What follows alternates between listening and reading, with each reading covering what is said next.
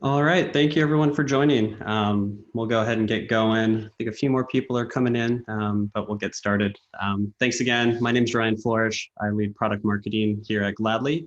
We'll be talking today, going through decreasing high call volumes and wait times, which I think is really relevant for today. And we have some data that we'll discuss here in a bit that shows that's a real thing going on in the world today, to no surprise. So before we begin, feel free to ask questions along the way. It should be on the top of your screen. You might see it on the right-hand side of your screen. If you're not familiar with Zoom, there's a Q&A button. If you click that button, you can type in a question. And then depending on time here, I will do my best to answer as many questions as I can at the end of the presentation. So for today, I'm going to spend about the first 5-10 minutes in this deck covering some tips and tricks we've noticed and we're seeing in our end at Gladly for decreasing high call volumes and wait times. And then we'll transition and make some of those slides a little bit more real and go into a Gladly demo to emphasize some of the things we talk about. Overall, looking about here for 30-40 minutes, and then we'll take some questions at the end. So a little bit about Gladly before we jump into those tips and tricks. For those not familiar, Gladly is a customer service platform. We're a little bit different than everyone else out there because instead of tickets and case numbers, everything in Gladly at its core is centralized around people and human faces, your customers. That'll make sense when we jump into the demo and we'll hit on that a few times. Again, no tickets and case numbers, and another unique standpoint for Gladly, all of our channels are built in. Social, voice, email, text, chat, everything you can think of, self-service, all natively built in from the ground up in Gladly in the platform. And again, we'll show some of that off when we get into the demo here in about 10 minutes. So looking at our data in the Gladly, we can see without question that call volumes and wait times have skyrocketed over the last few weeks. Most of our customers across the board are seeing triple, if not quadruple, inbound amount of call volumes and wait times. And so we've thought a lot about Gladly. How can we give some practical advice on how to go about decreasing call volumes and wait times, while at the same time keeping your CSAT scores and customer happiness up? Boiled it down to about 5 practical tips here that I'm going to share. I would say some of these are very obvious, some of them not as obvious. So we wanted to make sure we're pointing out everything from the obvious to the non-obvious to hopefully shed a little bit of value to you all that you can implement in your business and hopefully make a difference when it comes to high call volumes. So first, starting with one that's rather obvious, but never be surprised. Sometimes it's not that obvious to some companies based off what they're doing. For brands, I think it's really important to start off with offer more than voice. When you offer just voice and you have voice as an only option, you're by necessity going to be driving a lot of inbound volume in situations like this to increase call volumes and wait times. So I think we just released actually yesterday our customer expectations report, which we survey thousands of consumers around the country, asking them various different questions when it comes to how they want to relate with their brands and chat with their brands they love. And one big overarching theme there is by far over 70% of consumers prefer messaging channels, text, email, and chat over voice. So not only should you offer more voice to more channel options to decrease call volume, but your customers actually prefer it. So starting off there with the obvious one, be sure to offer more than voice. Now's a great time, I think, to offer things like chat and text, especially, which puts you more in control on, it sets different expectations on when those responses are actually going to be received by consumers. Get proactive when possible. So kind of springboarding there off of offering more messaging channels. Really important to start thinking about. A good example would be proactive with those messages when you're offering more channels like text, email, chat. I think now, especially when you understand and see something has changed within your business operations. One good example with one of our customers was they found out all of their shipments, and I think this is happening a bunch, would be delayed by about 2 weeks. Instead of waiting to receive all of those questions from their customers around delays and when they should expect their shipments to arrive, they were proactive with that message and actually texted through Gladly all of their customers who are waiting on orders, proactively letting them know to expect delays for about 2 weeks. So when we think about being proactive, get ahead of common things that you know your customers are going to be asking questions around, whether that's in mass or individuals, just to push off the idea of having to call in with the same question over and over again. We coined this one, evaluate positions of honor. So again, one that seems relatively straightforward, but you'd be surprised, especially sometimes, that it's an easy one that folks miss. The idea of position of honor is in our customer expectations report as well. We've quickly learned that most consumers by nature, when reaching out to brands for service, always click on the first option that is presented to them. So this presents a unique opportunity if you think about your mobile app, for example. If voice is the first option listed under how to help, think about offering, again, putting chats or email or text at the top of that list and putting voice towards the bottom. What does that mean? Customers that really want to reach out and call you will still see that option and will look for it. But by putting text, chat, or something else at the top of that list, other channels, you're actually helping those consumers that are going to click on the first thing and pushing them to the channels that you prefer to interact with, which should help decrease call volume. Also, we'll talk about here in the demo a bit the IVR experience, thinking through positions of honor, making sure common questions, opportunities for self-service are the first things you're listing on your IVR tree, and not making customers search for those by going down 2 or 3 levels to find easy answers to questions. Speaking of self-service, now especially I think is the time to lean into self-service. If you're not doing so already, adding self-service to chat. Most companies are putting self-service FAQ pages up on their websites, which is a great first step.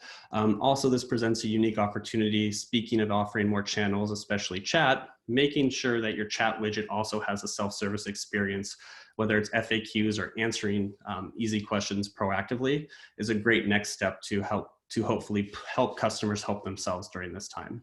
Also, I think now more than ever, evolving answers regularly with your self-service is vitally important. Things are changing daily, new information's coming in. Your customers are probably asking very unique sets of questions that your business has never dealt with before. So evolving your external answers and adapting week by week, now might be the time to actually put a point person on content and making sure that they're refreshing these things with new data every week.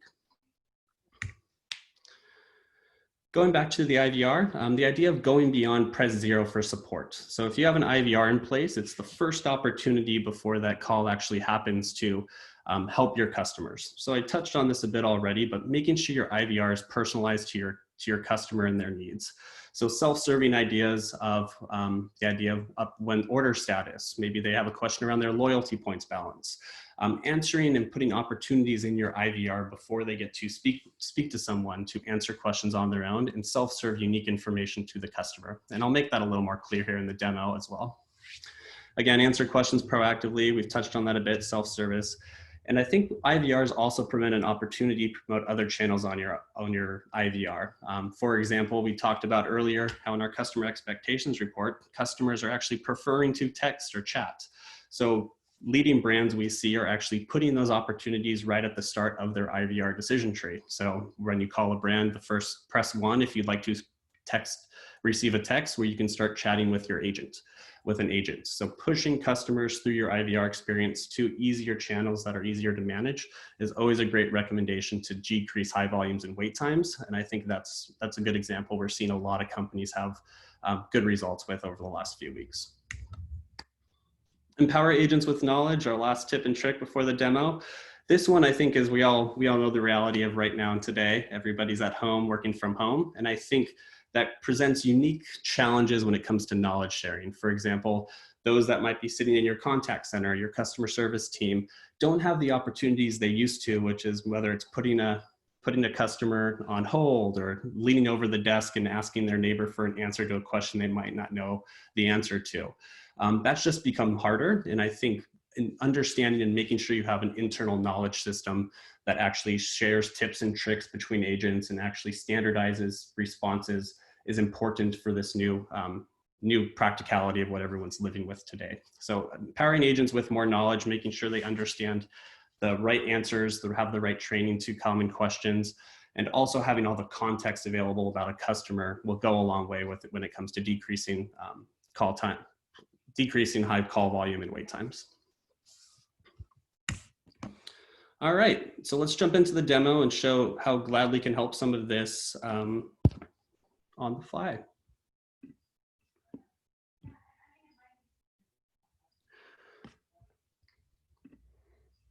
All right, so I just logged into Gladly. I'm going to be acting as a customer service agent for the purpose of this demo. So I've logged in, I'm an agent, and this is my agent inbox. So this is my landing page as I log into Gladly. The first thing you'll notice about Gladly is, again, Gladly, we are not ticket or case centric. We are people centered as our customer service platform. So you'll see here right off the bat, we have a list of faces and names. And these faces and names, Patricia, for example, there's a to-do. She's reached out and I have to call her back in 4 days. Edward here has reached out via text. And there's a bunch of reminders and things to do for me as an agent in the agent inbox. So again, I'm going to go ahead and open myself up to take inbound requests. And I see Julie here has sent in an email for a size exchange. So I'm going to go ahead and open up this customer profile. So right off the bat, again, no tickets, no cases, just people. I've jumped into Julie's customer profile. So I can see here at the bottom, Julie's email that I was just notified about, which is, looks like she needs to make a size exchange for a size 4. I'll respond to that here in a second, but wanted to show also, looks like Julie, right before she sent this yesterday, sent a text asking about a floral oasis dress, if it was available. So right off the bat, when you think about Gladly, this is what we call the conversation timeline. So regardless of if Julie texts, whether she emails, whether she sends a call or sends an email, whether she makes a call, all of her channels, all of her communications are tied to Julie's profile and tied to her conversation timeline here. Any other system that chats, that text, that call would all create separate tickets and might be assigned to different agents. But in Gladly, no matter what channel Julie reaches out on, how many times she reaches out over those channels, they're all tied to her customer profile here in this conversation timeline. Here on the left, I can see Julie, all the information about Julie as a customer herself. So again, Julie's face, her name. On the left-hand side here is everything about Julie as it relates to the business, depending on what business or what your brand offers to your customers. This is all pulled in through APIs, your order management system, Shopify, Magento, and can make this really unique relating to the customer around your business. In this case, it's a retail example. And I can quickly, as an agent, see Julie's lifetime value, her return rate, her loyalty points. So if she's a high value customer, I can make sure Julie's routed to the top of the queue or routed to an agent that might best serve Julie since she's a high value customer. I can see context around past purchases, what she's ordered, what Julie likes, what she doesn't like, which gives me as an agent unique opportunities to upsell Julie or drive Julie towards products I know she'll love and want. People in Julie's life, her spouse, her sibling, so that when Julie reaches out and has questions maybe relating to an order for her husband in this case, the agent has the context to know who that person is and how they can help without having to ask Julie a bunch of questions. And basic information around Julie to help the agent know who she is, phone numbers, her address, and some details and notes here on the bottom. So again, here on the left-hand side is Julie's information. Everything about Julie is centralized to Julie, all of her conversations across all channels, again, all natively built in by Gladly, including voice. So back over here to the conversation timeline, I can see Julie wrote via email about a size exchange, and she also sent a text about it. Before I answer that, I'll scroll up a bit and show what the conversation timeline is all about. So no matter when Julie first reached out to the brand, whether it was years ago or last month, Gladly keeps an infinite trail of all of Julie's communications with the brand. I can see previously there's a voice, she called in and there's a recording of that conversation. I can see notifications and previous interactions of tasks that were assigned on Julie's behalf to people within the organization. And as an agent, I have all the context to understand, again, who Julie is and all of her previous transactions in history so that I can help serve Julie really quickly. What's nice about having all channels tied into a single view for an agent and also having all the customer information about customer information, in this case, Julie, available to an agent is, in my mind, it always boils down to context. So as we know, when consumers reach out, they expect you to know them and know about them. They don't want to always be met. They don't want to be met with, who are you? What's your name? What's your order number? They just expect to be known by brands they love and care about. And we all know consumers are a little vague sometimes in their responses or their reach outs. So in this case, I can see when Julie sent out a text, you have the floral dress available. I automatically know here that she's referring to this floral oasis dress, and she ordered it April 15th, not too long ago. And I have that context right away to know who Julie is, what she's referring to, and how I can best help her. If Julie did want to call to cancel or refund that order, I do have the ability here to press these cancel and refund order buttons, and that'll push through, in this case, over to Shopify and make it really easy for me as an agent to take action on Julie's behalf without having to log into another system. So let's go ahead and respond to Julie here. So Julie reached out via email and text. I'm going to respond to Julie via email. Again, all channels natively built in, so I have the opportunity to respond to Julie in whichever way she prefers. And it looks like Julie needs to exchange the dress. So I'm going to go ahead and open here what we call our answers tab. And thinking of agent efficiency and quickly being able to serve customers quickly, it gladly has built a full knowledge base into the platform for internal and external answers. So in this case, instead of having to type out a response to Julie via email around size exchanges, I can just go ahead, and it looks like Gladly picked up on the fact that Julie reached out about a size exchange. So here in the answers, it was able to intelligently pick up size exchange. Picking on a size exchange, I can see here at the bottom pre-stocked answers, and we also offer across any language an easy response to Julie's question. So here I see a standard email response, which I'm going to use here in a second.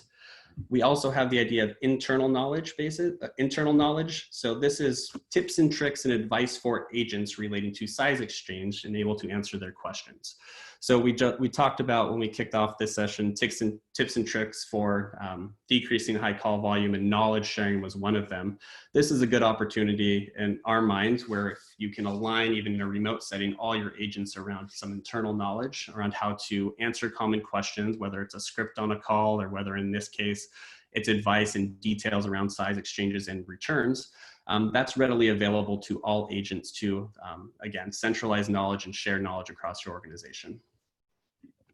If we wanted to, we could respond size exchange, a shorter answer via text, which we could respond or chat with here. And Gladly also centralizes external knowledge. So here on our public FAQs, under size exchange, we not only have the internal answer, we not only have the ways to respond directly to the customer here with pre-stocked answers, we also, under one umbrella, have the content in the answer, which is pushed off over to our public FAQs and self-service on our website. So Julie reached out via email. I'm going to go ahead and use this and respond via email. And as an agent, I'm going to go ahead and, let's see, I'm going to go ahead and type in an order number here, stopping pre-filling all the information except for the order number so I can send this off to Julie. Go ahead and send this email. And that email reply has gone over to Julie and centralized in Julie's conversation timeline here. So again, keeping track as we communicate with Julie over time, over all of our channels, all of this is left on record for Julie as it appears in the conversation timeline. So let's act one more example. Acting like Julie, let's say she receives this email, we're all set, and then she decides to call in 2 days later and has another question. So I'm going to stay quiet for a second. I'm going to dial in as Julie. So right now we're going to dial in acting as Julie, and you're going to hear the Gladly IVR in action.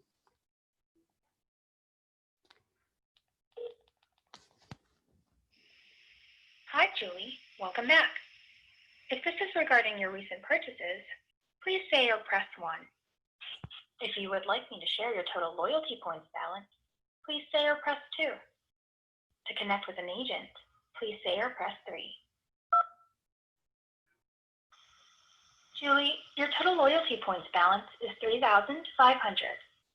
To also have an SMS sent to you with your loyalty points balance, please say or press 1.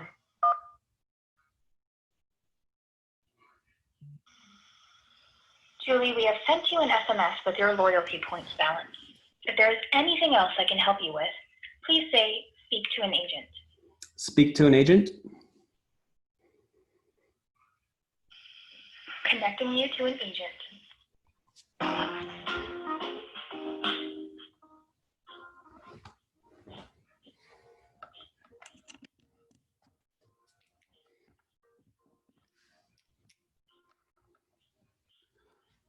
All right, so hopefully you were able to hear that. I'm going to go ahead and accept Julie's call.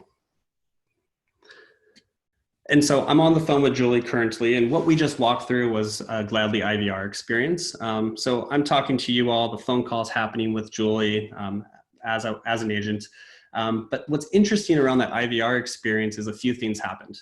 One was during that call-in, even though I ended up asking to speak to an agent, I can see here that I have all the context to understand what Julie was doing on the IVR before it actually got to me as an agent picking up the phone. So on the IVR experience, I self-serve my loyalty points balance, and I was issued a text, which you can't obviously see, but I was sent on my mobile, which I have next to me here. So I was able to self-serve information and send that over via text to me as Julie. And as an agent, I can see and have the context that that's what Julie did before she reached out. Also, on that IVR experience, when I issued that text to myself, it also gave me the ability to continue the conversation via text.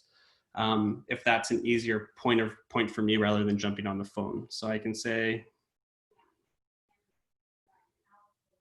as Julie, that's me responding saying, got the text. So it presents another opportunity when we think about decreasing high volumes again, pointing in this case myself, Julie, to text as another option to carry forward the conversation. And even while I'm on the phone here as Julie, I'm also texting as Julie as well. So again, all channels built in by Gladly gives us a unique ability to communicate over different channels, even while on a phone call here. So Gladly does have enterprise grade built-in voice features. You'll see here at the top, I can mute, pause, forward, transfer the call. I can conference in others, end the call, and I can go ahead and pause the recording if I'm taking payment information or sensitive private information from Julie in this case. So as an agent, I'm going to go ahead and stop end the call here. Julie, over that phone call, also asked if we could send over the confirmation number. So I'm going to go ahead and text her the confirmation number to finish off her order.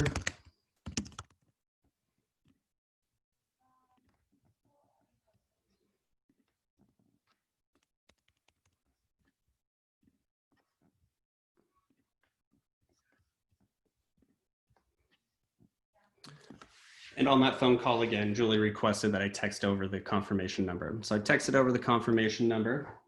Me as Julie was just sent that text. Again, all of this is happening in one view for an agent. They can receive communication in all channels, and they can respond any channel they want.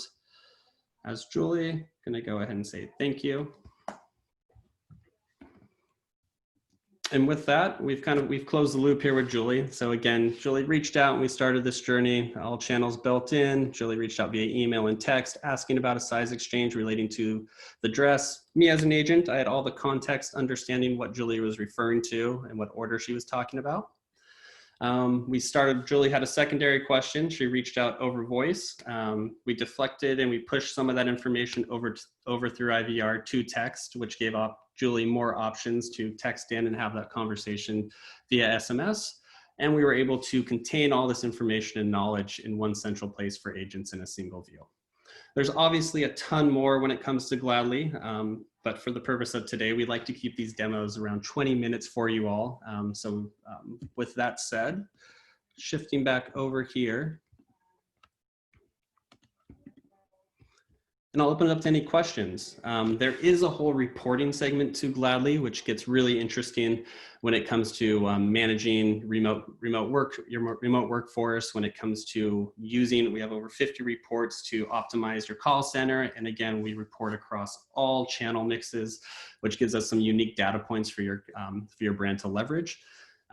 We will be touching on that in our next webinar, May 28th. If you want to learn more about reporting and you have more questions and want to dive more into Gladly, obviously don't wait till May 28th, reach out and we'll be happy to have that conversation. But we will be talking about reporting as it relates to consumer expectations in our next educational webinar here in about a month. So with that said, I will give everyone a few minutes to ask some questions. So feel free to open up that question box and I'll hold for 1 minute and I'll take a look right now.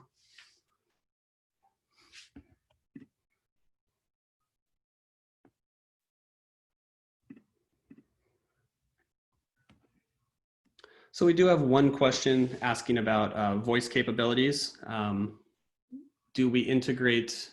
we integrate with a voice provider? Yes, absolutely. Gladly can integrate with any voice provider you're already using, and we can definitely do that. We have brands that do integrate their voice providers within the Gladly platform.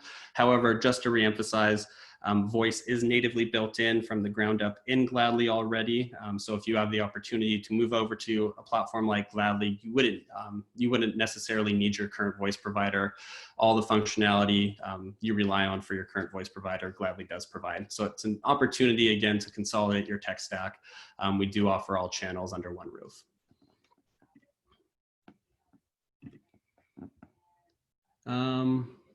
If one of a customer reaches out on the same channels or different channels, do you have to merge anything to get the conversation into one place? Oh, good question. So it really depends. So if one of your customers has reached out previously, then no. Gladly uses some attributes like email, phone number, and we tie those to the customer profile. If it's a customer's first time reaching out and we don't have an email or phone number, yes, an agent would have to ask those questions to create a customer profile within Gladly for the first time. Traditionally, what we see is though we're pulling from your order management system, your marketing systems. Gladly plugs into a variety of different systems with integrations.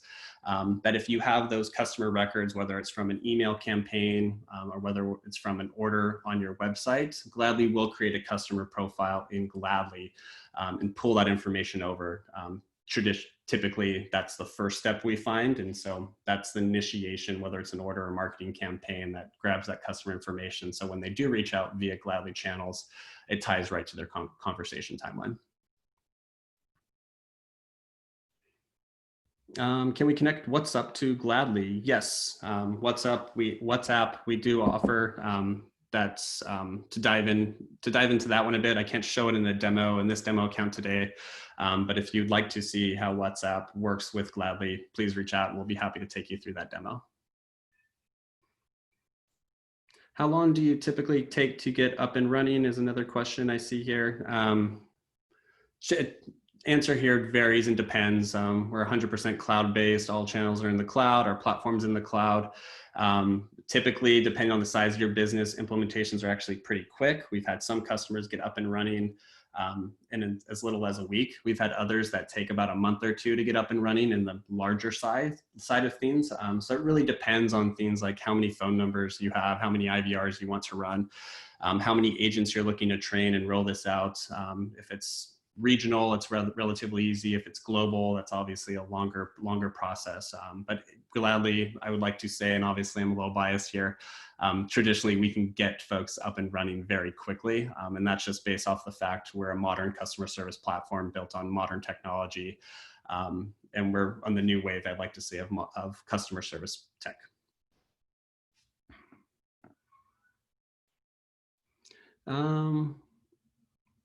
All right, that looks like all the questions. As promised, held this to around 30 minutes for you all.